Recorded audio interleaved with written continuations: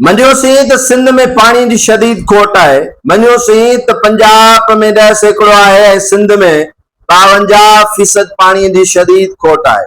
पर के न्यारा के काशा के वरी प्यासा पिया मरन।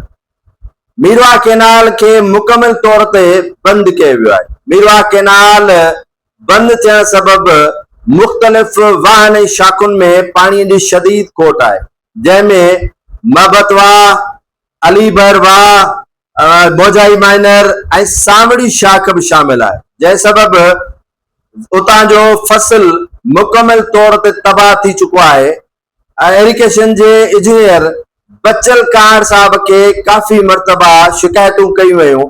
माल मवेशी मरण लगो है, केतरी मेयूं मरी चुकियूं आहिनि, केतिरा ई जानवर इन सावड़ी शाख में पानी न छॾण सबब मरी चुका आहिनि।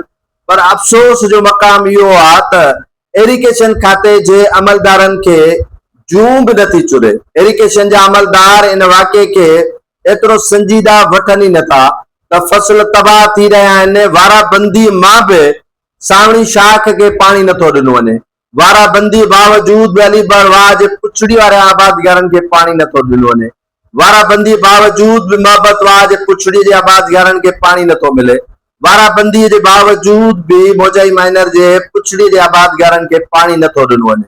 बासर वडेरनि बोतारनि खे त पाणी दहलीज़ ते पहुचायो वञे थो, पर अफ़सोस जो मक़ाम इहो आहे त उन्हनि ग़रीबनि खे पाणी ॾियण जे लाइ शायदि हिननि वटां पाणी ख़तम थी वेंदो, या ही चाहिनि था त माण्हू प्यासा ऐं पाणी खां बग़ैर ई मरी वञनि, जानवर ऐं फसल उन्हनि जो तबाह थी वञे, ताकि ही बेरोजगार थियनि ऐं पिनण ते मजबूर थियनि।